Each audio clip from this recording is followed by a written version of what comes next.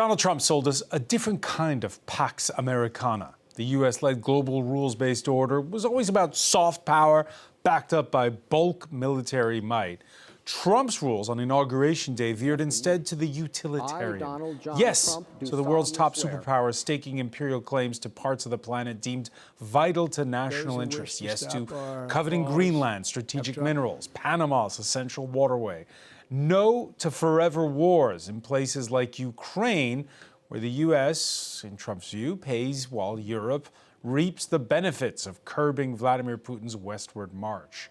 So why now this sudden pull of the Middle East as the U.S. president weighs whether to go all in with Israel's preemptive war against Iran, one whose stated aims oscillate between nuclear deterrence and regime change? We'll ask why Iran and not Ukraine, and what conclusions Europe draws from the evolution of warfare in 2025.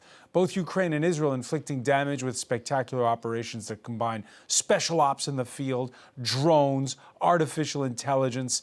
Sales reps all smiles at the big Paris air show, but how should cash-strapped states be buying for their militaries? Can an unmanned gizmo really inflict as much damage as a state-of-the-art fighter jet? If so, well, just how volatile a world are we living in? Today in the France 24 debate, we're talking about the age of war. With us, retired French Air Force General Jean-Marc Vigilant, former director of the French War College in Paris. Thank you. Good evening. Thanks as well to the president of the Eastern Circle's think tank, Anastasia Shapochkina. You are also lecturer in geopolitics at the French Political Science Institute, Sciences Po. How are you? Thank you. Good. With us as well, we always like it when there are visitors to Paris. Vago Muradian, founder and editor at Defense and Aerospace Report. Honored to be here, Francois. Thank you. Making the trip from the United States. 2 weeks here in Paris, and great time to be here, connect with a lot of folks at an important time, and get a chance to see the world's greatest air show. Pierre Gervais, professor of American civilization, is with us. You are at the University of Sorbonne Nouvelle. Thanks for joining us. Bonsoir. Merci. If you're on the go, by the way, you can always listen to the show wherever podcasts are streamed. Let's begin with the pristine calm of the wooded mountains of Western Canada. The traditional family photo of a G7 summit even came this time with a joint statement that all signed. They all agreed that de-escalation is the preferred path. Of course, they were talking about Iran and Israel, stating Iran's in the wrong with its nuclear program. The German chancellor even saluting the Israelis for, quote, doing our dirty work. But it was obvious, even before this summit began, that the U.S. president would have his differences over Ukraine. Donald Trump, unprompted, wishing it was still the G8, and that it was wrong to exclude Russia after Vladimir Putin's 2014 annexation of Crimea. This was a big mistake. You wouldn't have that war. You know, you have your enemy at the table. Even I don't even consider him. He wasn't really an enemy at that time. Last night was absolutely terrible for Ukraine and the Ukrainian people. Kyiv was directly attacked, with several dozen civilians killed, which shows President Putin's complete cynicism, as he uses the international context to intensify attacks against civilians. To cut the long story short, Anastasia Shapochkina, there was no joint communique when it came to Ukraine in the end. Your thoughts? Iran, they agree on common language. Ukraine, they don't. As you say, they have agreed that the escalation is necessary, 6 separate communiques. They have not agreed as to the future of G7 when Donald Trump has aired the possibility of inviting Russia and potentially also China to G7 before unexpectedly leaving just a few hours later. And that is something that was not in the communiques, but that was Bloomberg reported, that was discussed, and that was a quote. And of course, that's shocking. That is, of course, a premonition of what may expect us and what we may expect during the NATO summit coming up next week, which is expected to be extraordinarily short, maybe the shortest NATO summit in the history of NATO summits. And of course, that is a big signal for Europe that America de facto is gone from Western alliances, be it with G7, be it within NATO, be it within any other alliance. And it's just a matter of time. We're just waiting when the troops are going to be withdrawn, potentially the weapons are going to be withdrawn, and in the worst case scenario, the weapons which had been sold can be deactivated. We're not even talking about sharing any security information or intelligence with the US in the context of DOGE opening a floodgate to Russian cyber hackers for entire government system of data of the US. How do you explain, Jean-Marc Vigilant, this perceived unraveling of the G7 and perhaps next week of NATO? I think there is clearly a divergence of strategic interests. This has been true for a while, but now we're clearly seeing it with the statement of the new American administration, basically stating that Russia is not anymore a strategic competitor to the United States. Their priority, the priority of the United States, is clearly Asia and China, which is a competitor in all domains. When Russia, is not anymore the Soviet Union, and in addition, Europe is not anymore the shared potential battlefield between the European and the Americans against the Soviet Union. Therefore, I think that the American president is just trying to get some military resources from Europe to use them in other parts of the world. And at the same time, I think that he may have some intellectual convergences with Putin.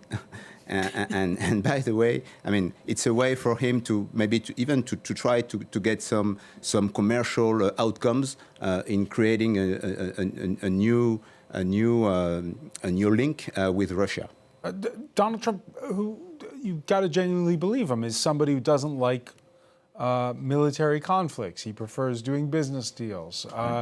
And yet, when it comes to Israel and Iran, he seems to be getting drawn in, Vago.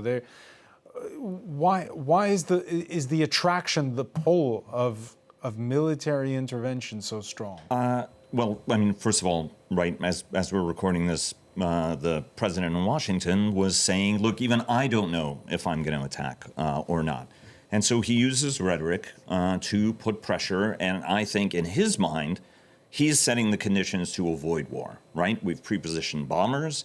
We could take a decision to be able to take military action to once and for all, right? It has been U.S. policy for a long time. We will not allow a nuclear Iran without anybody really finishing the rest of that statement.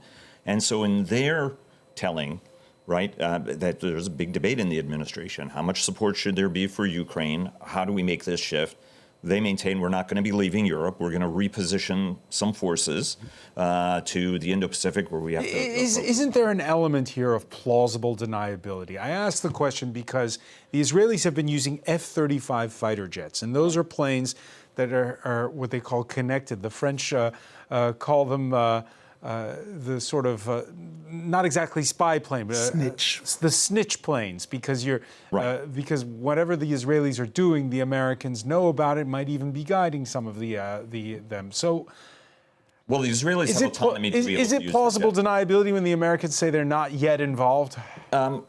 Look, what the United States would say, it's a sovereign decision by Israel. We've supplied them with weapons. They're going about and conducting these operations. Obviously, there was coordination, but every once in a while, the Israelis also have a tendency of surprising Washington. In order to be able to get the specific target, the Fordo plant, which is deeply buried, Israel does not have the capacity to do that, even if there are more than likely Israeli controllers that are on the ground, and the Israelis have talked about using commandos to try to get the mission done as well. So let me just quick question on this. In your mind, General Vigilant, is the United States already involved in the war? Somehow, yes, because I can't imagine that the Israeli forces are able to do all what they are doing without some kind of American support, be intelligence, space targeting, very precise targeting, and obviously they are using the F-35, which is a connected object, and they also have some American officers in their general staff. So I think that America is absolutely aware of what's going on, even if they may not want to go in an all-out war directly. However, President Trump is using Israel as a way of putting maximum pressure on Iran And if you remember, he really broke with what did President Obama a few years ago when he didn't enforce his own red line in Syria. In Iran, after 60 days of negotiation, there was a strike by Israel. So President Trump was able to say, when I say something, I mean it. But I think that he's just wanted to put maximum pressure for further negotiation in his manner, in his way. And we'll see.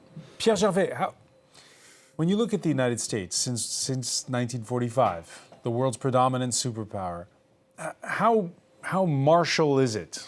Backing up its words with force. We should step back a bit. The U.S.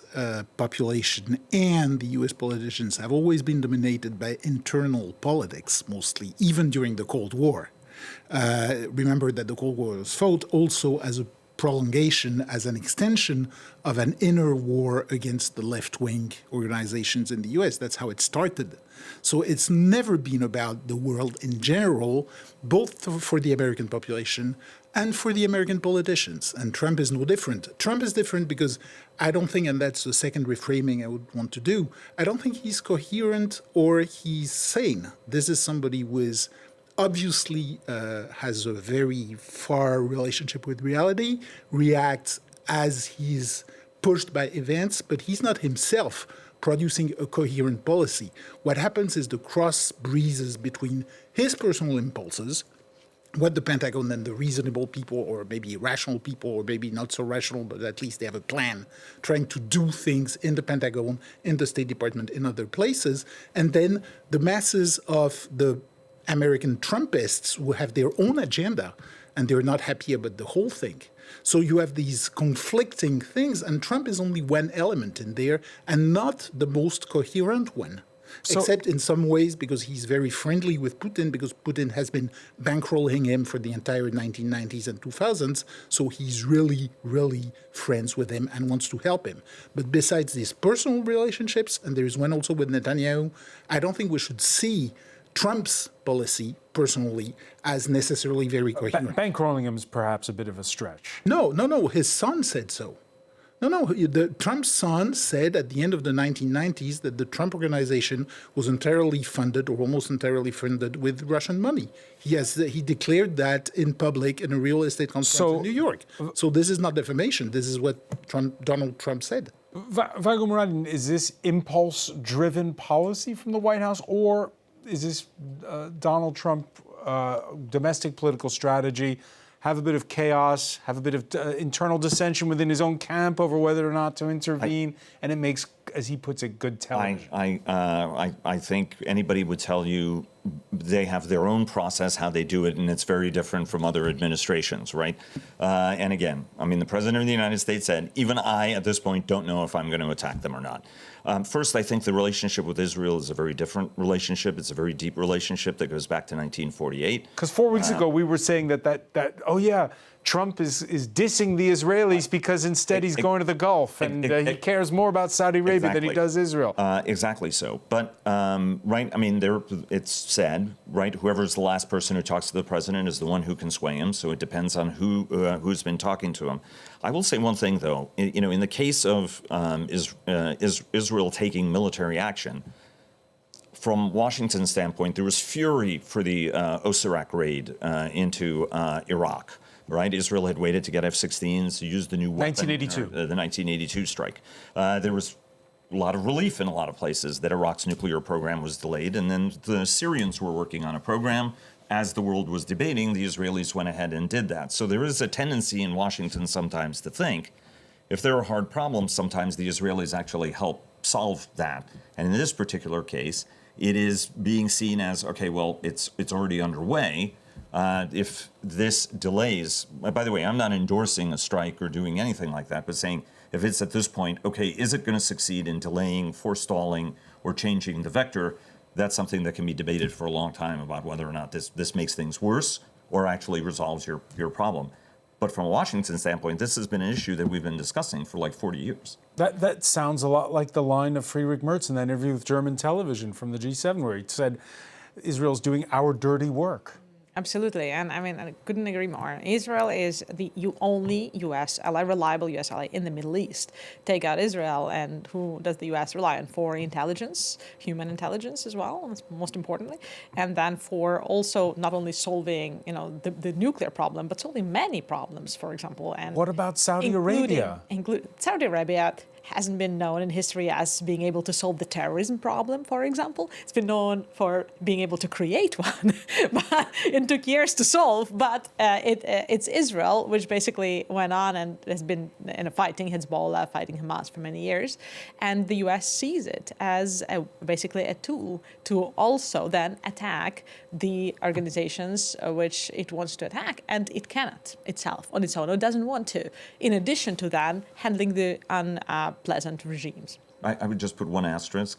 The Israelis have been preparing for this for decades, right? They have space assets. They have their own reconnaissance capabilities. They have their own missile capabilities. So the fact that they're using American weaponry, there's modification to it, there's consultation, but then again, there are certain capabilities that they have. And as I said, they have a tendency of not always checking everything with Washington, which is what surprises people sometimes when operations start, right? Once the ideology is aligned, that you don't have to check everything. Like once you agree globally, right, about your strategic goals, once you share strategic goals, you don't have to check on tactics every day. However, I would disagree on the fact that Israel is on its own or its own man when it comes to weapons. Because if it were, why did Israel stand in the same line with Taiwan and Ukraine for months until it finally received the military aid it had so much desired? Right. And if the U.S. cut off military aid from Israel, all of its military sales, military aid, whatever you want to call it, right? How long would Israel really stand?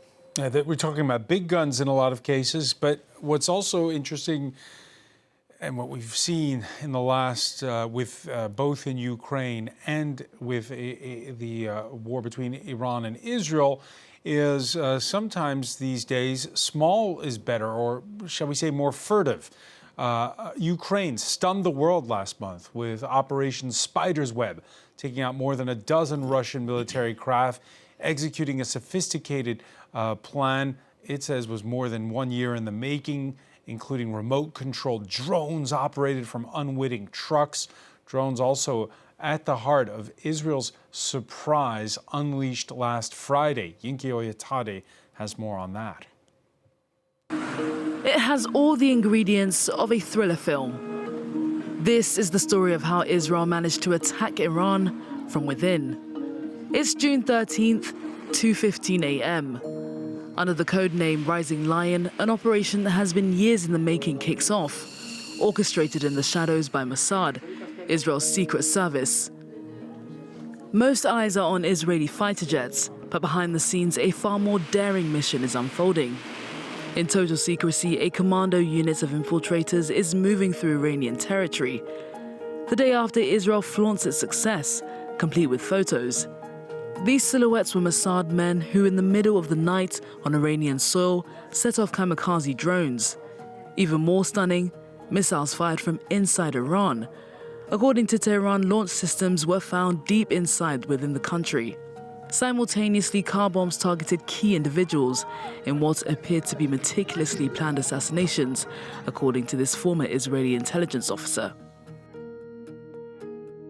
I think it was a huge surprise from the Israeli capabilities, the Israeli intelligence, and also the timing of the attack. So I believe that Israel managed to create chaos, fear, and the destruction of most of the Iranian backbone facilities. Since last Friday, Iran has been paranoid. Authorities are stopping and searching every suspicious vehicle. The hunt driven by this chilling realization, Mossad has been smuggling weapons into Iran for years. They were assembled in safe houses right under the regime's nose. Iranian police say they found one of those secret workshops just outside Tehran. It was the focus of this report by State TV. These are drone wings. We found several of them and GPS boxes too. In this 3-story house, we found 200 kilos of explosives, 30 drones, and launchers. The logistics were ultra sophisticated. It takes months and months. You need to create companies front companies, which would bring them inside Iran. It's a very elaborated operation. And then you need people that would be receiving them. Custom officers, warehouses, truck drivers. Most of them didn't know that actually they were fooled by the Mossad. Now Iran's security services have launched a massive manhunt. Footage of alleged spy arrests has also hit the airwaves. Over 500 operatives may have played a role, a mix of Israeli agents and Iranian insiders.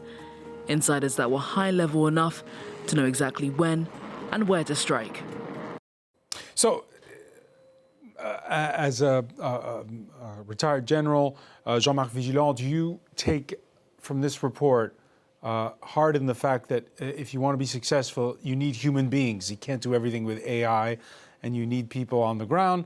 Or are you very scared because you just see how easy it is nowadays, thanks to simple technology, to infiltrate? So I'm not scared, and neither surprised. In fact, we have here two things. We could see the next step of an air campaign, which started in April and October 2024, when Tzahal took out the Iranian air defenses. And then they were able to enter and to gain the air superiority over Iranian territory quite easily. But what we've seen during this operation was a true multi-domain operations, when you synchronize effects about military effects across all domains, be air, space, cyberspace, and also clandestine operations on the ground. So they have organized, they have planned, and they planned and organized that for a long time, and that was executed very well. Anastasia Shapachkina, same thing with Operation Spider's Web carried out by the Ukrainians, but in both cases, are these one-offs? You can do it once, but not again. Ukrainian Operation Spiderweb was the most successful and the most far-reaching, so to say, use of drones and long-range drones to attack strategic targets. But it was not the first one. It was not far from the only one. Ukrainians have used and developed and used many times already long-range drones to attack energy infrastructure, to attack also military infrastructure, to attack targets, and also have used human intel. They have the same kind of advantage here on the ground, that they can actually infiltrate, and because it's the same ethnicity, it's a similar language, and so that and all Ukrainians speak Russian, unlike all non-Russians speak Ukrainian, and so the infiltrations also is something that they have done, including for explosions and of car explosions to target specifically the same type of targets: high-level military, scientists, and propagandists. And how much state support, as Jean-Marc Vigilant was saying, do you need? In the sense that Ukraine, it's the state which executes these operations. Spiderweb was executed by Ukrainian Security Bureau, SBU. A lot of other operations, including Kursk. You can't do this on a freelance basis. From what I understand, none of it is on a freelance basis, in the sense that there are, of course, the acts of resistance in the occupied territories where people can plant a bomb and then explode people that are very visible, that are basically planted by Russia to lead the administrations. But we are not talking here about, when talking about drones and highly sophisticated intelligence operations, these are organized state-led operations which are planned very long time in advance. And what's a bit daunting is the speed of it all. We're witnessing kind of a arms race in real time. The Russians also upping their ability. There have been nightly swarms of drones of ballistic missiles like the one that Emmanuel Macron was alluding to that destroyed an apartment block in Kyiv 2 nights ago. At least 23 dead, says our correspondent now. The death toll has been revised upwards. The French news agency followed one Ukrainian drone unit in Dnipropetrovsk region in Ukraine, whose soldiers have felt the intensifying incoming drone activity just in the past 2 weeks going up.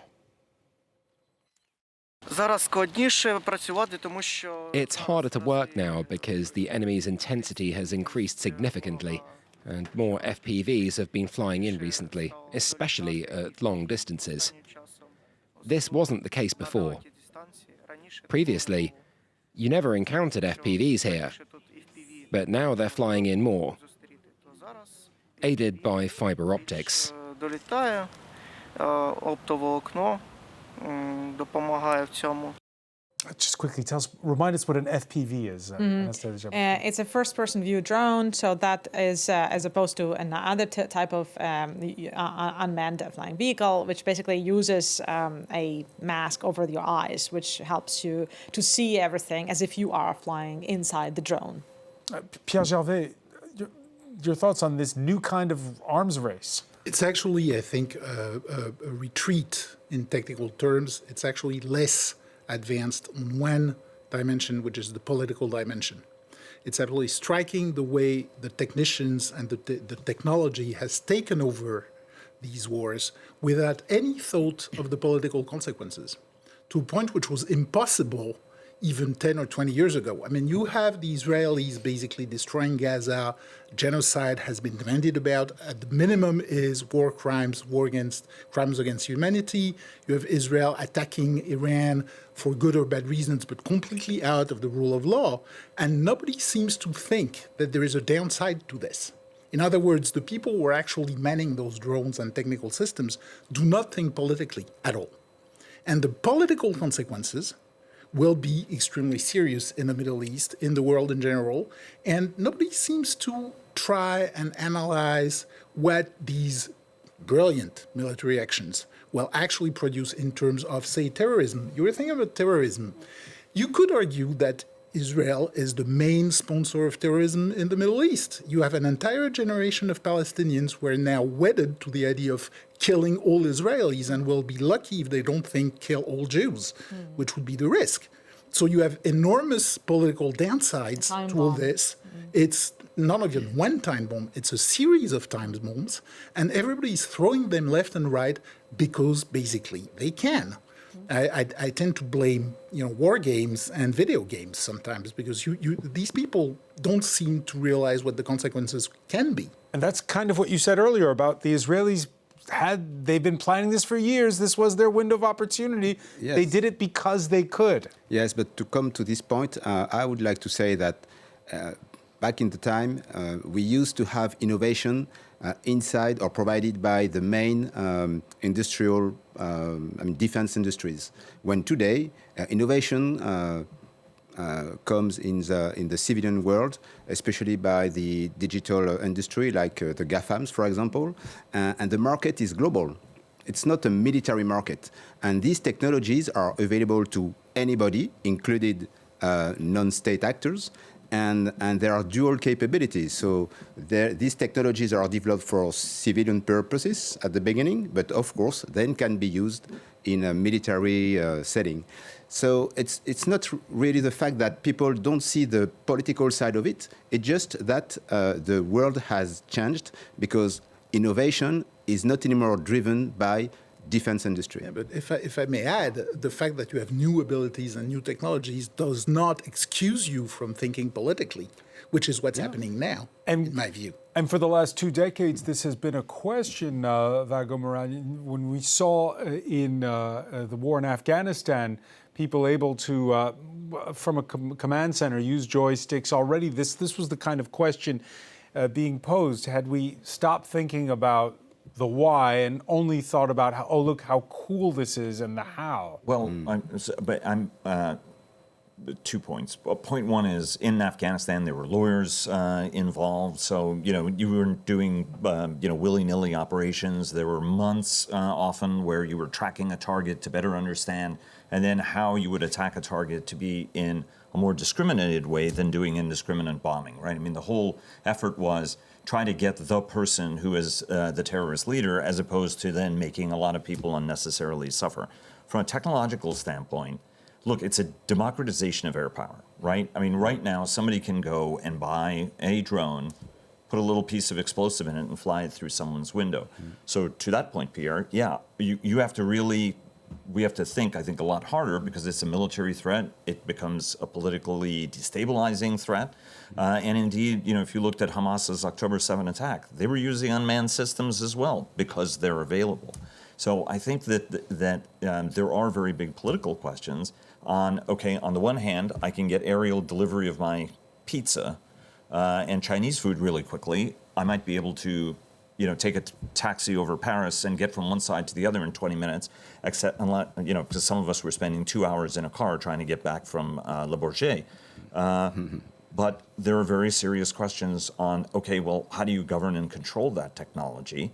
And sure, I mean, if you were Chinese, how many cargo containers are coming into the United States or coming into France or anywhere else? You could turn that into a very, very potent weapon if you have an ability to deploy a whole bunch of drones no matter where you are in order to be able to do a strike. So, I mean, it is a new world that you have to think your way through. Anastasia Shapachkin, let me ask you about your personal experience with all this. Since February 2022 and Vladimir Putin's full-scale invasion of Ukraine, how much has changed? How much have you seen this drone technology change? And what does that make you think about where humanity's going? Well, I have to address quickly where humanity is going, and then we go into the overview. And that's just, I think, the people that you're saying that they're using, this technology, this is the army soldiers. These are army soldiers in the context of the war, whether in Israel or in Ukraine. For now, but Vago makes it sound very simple. They are not going to respond in this context. They are not going to allow themselves to think politically, to think about the fate of the world, because if they were thinking about that, they would not have gone to the army.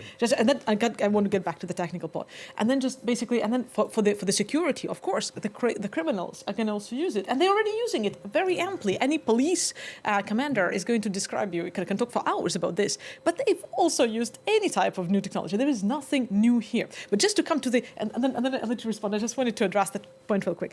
What we have observed as a think tank, when we look at the evolution of drone warfare in Ukraine, we have observed the transition from the big drones, right, the Bayraktar, which was really very mediatized the first maybe 6 months, and then it has grown too big, basically too easy to target. And when the trend has shifted toward FPVs and other UAVs, but basically smaller drones like Mavics produced by DJI and other, but especially by DJI, unfortunately, Chinese firm. And then what we have seen is that first it's like the small drone, then it's the drone which is more and more precise. So smaller is better. Smaller has become more, it has become more purpose-driven because the small drones with a load, basically, they're used massively and as quickly as possibly massively because they were replacing the deficit in artillery for Ukrainians, first of all, and that they were cheaper and more accessible than buying artillery shells.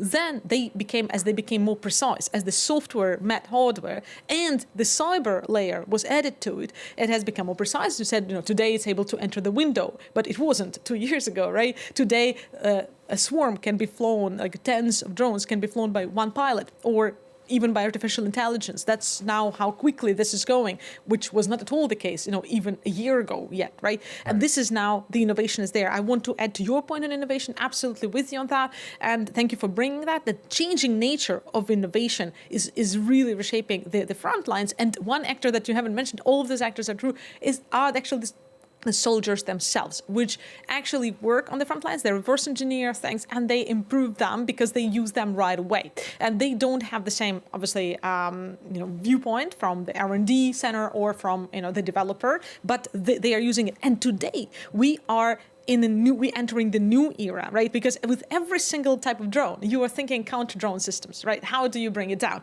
So then once you figured out how to bring down Bayraktar, the small drones, okay, how do you bring down the small drones? Okay, there is a gun, basically. There is there are the electronic warfare systems, etc., which can be more or less effective. But now you have the next stage, which is, for example, Shahed drones, right? The Iranian drones, especially with which Russia cooperates on co-production. Iranian drones under license are produced in Russia as well as in Iran. They are produced, and they are now flying powered by jet engines at a speed of 250 kilometers an hour. So how do you target that? And this then brings your counter-drone systems and counter-drone warfare to a totally different level. Then you're no longer able to target it with another. You need then other drones to target it. Anastasia Shapachkina providing, pardon the pun, the perfect launch ramp for the question then, which is, did Operation Spider's Web kill the fighter jets? Some people are wondering. I'm going to put the question to you, Jean-Marc Vigilon. Is it even worth developing Europe's future combat air system, what they call SCAF in French? This furtive airplane, it's been talked about for years, and they might be in 2040? It's it's what? It's Germany, France, Spain, and Belgium. Yeah. Soon. Is it worth spending the money on? If you're the defense minister, would you cut? Absolutely. Even though you saw what happened with Operation Spider's Web. Let me answer you. First, as a fighter pilot, you can imagine that I think human intelligence will not be fully replaced by artificial intelligence. However, we need the mix of both manned aircraft and unmanned aircraft or vehicles. In addition to that, the future combat air system is a system of systems, not only an aircraft. And we have to go beyond this, what I call platform approach, when you want to replace an aircraft by another aircraft, faster, more powerful, or a warship by another warship, or a tank by another tank. Because in the new kind of warfare we are entering, we are facing a peer competitor which has a very integrated defenses. And then if we want to be able to enter his defenses, we need to be able to create a window of opportunity by saturating his layers of defense and by integrating military effects across all domains, be air, space, cyberspace, information space, electronic warfare, etc. So how do you? What good is an expensive fighter jet when you have Anastasia's swarm of drones? Because in fact, what we are creating with the FCAS, it is a system, and of course the fighter, the new generation fighter with drones or remote carriers will be a part of the system, but the heart of it is connectivity and the ability to command and control, to gather data from all the sensors and then make sense of it with the help of artificial intelligence to speed up the decision-making loop so that we can send the right information to the effectors which will basically create a military effect. Vago Muradin? The general, as a fighter pilot, an illustrious fighter pilot, is completely on the mark on that with one of the world's finest air forces. Look, I think that one of the problems with the Ukraine war is people may be drawing the wrong lessons. If the Ukrainians or the Russians had been able to establish air superiority, none of this would have happened. Why is Israel able to conduct this operation? It dismantled Iran's air defense networks. It had stealthy capabilities in order to try to do that, the long-range weaponry, and it completely changes the dynamic. You're stuck in this kind of a duel, this kind of deadly duel, because both of them are using whatever means they can in this knife fight, as opposed to being able to establish air superiority, take out those armored vehicles, and really prosecute a much more mobile kind of war, which is what the NATO alliance is focused on, what the United States has held as its hallmark. So I think it becomes kind of problematic. Are there going to be capabilities that complement, for example, drones in a box that come shooting out somewhere in order to be able to achieve it? But the small systems have small ranges. If you're the United States and you're looking at the Indo-Pacific, you go 2,000 miles and you're still 2,000 miles away from wherever you have to be, right? So the U.S. Air Force is working on an entirely new generation of systems to accompany manned aircraft, to be able to send, to be able to prosecute targets at a greater distance. Sir? And I would like to say that it is very dangerous to draw the wrong lessons learned from the current conflict in Ukraine, because the Russians, they haven't been able to use air power properly. It is not their doctrine. They rather like to use artillery in support of the ground forces. The Western armed forces, we will firstly use air power to establish air superiority or air supremacy so that our other forces, land forces or naval forces, are able to maneuver and to do what they have to do without... All right, we began this conversation talking about the G7 summit. The same protagonists will meet again, as Anastasia was saying, next week in The Hague for a NATO summit that could be, according to Anastasia, and she's not the only one saying it, quite fractious. Pierre Gervais, if you're a European, this moment in time where, again, that we've just described how quickly the technology is evolving. Let's not how do you defend the continent and when you're not sure of your First of all, I'll take a very different view, which will probably shock some of you, but not much has changed in some ways. That is, a conflict is still won politically. The political dimension is still primary. The technical means you use to achieve certain military goals that's completely different from waging a war. And that's been true since the gun was introduced with the powder in Europe in the 14th century, or if you started having submarines. So the real question is political. Now, politically at this point, Europe is divided. Part of Europe is falling into authoritarianism, let's say it. I mean, Orban is not somebody who is interested in democracy. And it's the political problem Europe has to solve. It's not a technical problem. Similarly, the problem with the US is not technical, it's political. They have at this point a government which is not interested in democracy, which is actually actively trying to undermine it. And that brings it, align it with a certain number of bad actors on the international scene, starting with Putin, but I would throw Netanyahu in the mix. And similarly, the Iran-Israel war, this is technically a success, but politically it may be a disaster, because you may end up in a situation in which the mullah actually will gain popularity in Iran because of this. You would have the prime objective of the Israelis should be to detach the population from the mullahs, but they're not doing that. So the basic parameters of the discussion are still the same. You think politically, you think of what each group wants politically, what the strategy is internationally, and the technical part, while important, I'm not saying it's not, doesn't change that basic situation. The one thing I would add is there are 4 countries in this mix: Russia, China, North Korea, and Iran, and they're all focused on fighting against Ukraine and Ukrainians, right? And so you have to bear that each one of these are dangerous actors in their own right that are able to have strategic effects, at least the way that they're doing it, and that's very problematic. And they have wartime economies, which we do not fully hear, and that'll certainly be a topic next week. Vago Mouradian, I want to thank you so much. I want to thank Jean-Marc Vigilant. I want to thank as well Pierre Gervais, Anastasia Shapachkina. Thank you for being with us here in the France 24 debate.